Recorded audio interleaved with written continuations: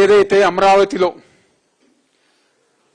రాజధాని పేరుతో అనేక మంది రైతుల్ని ఇబ్బంది పెట్టి వాళ్ళ భూముల్ని భయపెట్టైనా లాక్కోవాలని చెప్పని చూస్తున్న ఈ కూటమి ప్రభుత్వం ఒక రెడ్ బుక్ రాజ్యాంగం ఆ ప్రాంతంలో ఉంది కాబట్టి ఆ రైతుల ఒక సూచనలతో ఆ రైతుల ఒక రిక్వెస్ట్ తో జగన్మోహన్ రెడ్డి గారి ఒక నాయకత్వంలో వైఎస్ఆర్ కాంగ్రెస్ పార్టీ ఆధ్వర్యంలో రైతు పరిరక్షణ కమిటీ 2 సార్లు మా పార్టీ ఆఫీసులో వాళ్ళతో సమావేశమై వాళ్ళు మీరందరూ గారు మా దగ్గరికి వస్తే మాకు ధైర్యంగా ఉంటుంది, మమ్మల్ని వాళ్ళందరూ గారు ఇబ్బంది పెడుతున్నారు కాబట్టి మీరందరూ గారు రావాలి అని చెప్పని వాళ్ళు కోరితే ఈరోజు మేమందరం గారు వెళ్ళాం.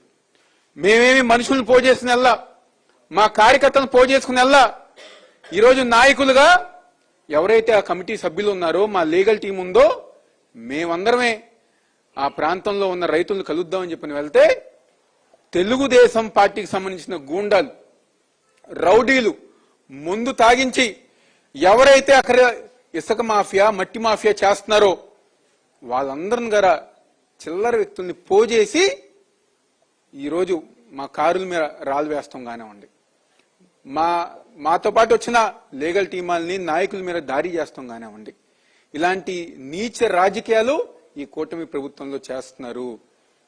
పెద్దలందరూ గారు చెప్పారు. ఒక్క విషయం చంద్రబాబు నాయుడు కానివ్వండి, నారా లోకేష్ కానివ్వండి, మీరు ఇలాంటి దాడులు ఎన్ని చేసినా లేకపోతే భయపెట్టాలని చెప్పి చూసినా వైఎస్ఆర్ కాంగ్రెస్ పార్టీ జగన్మోహన్ రెడ్డి గారి ఒక నాయకత్వంలో ఏదైతే ఈ యొక్క రైతు పరిరక్షణ కమిటీ సభ్యులు ఉన్నామో ప్రతి ఒక్కరం గారా అమరావతి రైతులకి అండగా ఉంటాం. వాళ్ళకి జరుగుతున్న అన్యాయం మొత్తం గారా ఈ రాష్ట్ర ప్రజానికం ముందు, ఈ దేశ ప్రజానికం ముందు నిలబెట్టే బాధ్యత మేము తీసుకుంటాం. రైతులు ఎవ్వరు గారా ఆలోచించాల్సిన అవసరం లేదు, భయపడాల్సిన అవసరం లేదు. మీకు వైఎస్ఆర్ కాంగ్రెస్ పార్టీ జగన్మోహన్ రెడ్డి గారు ప్రతి ఒక్కరం గారు అండగా ఉంటామని సందర్భంగా చెప్తూ సెలవు తీసుకుంటున్నాం.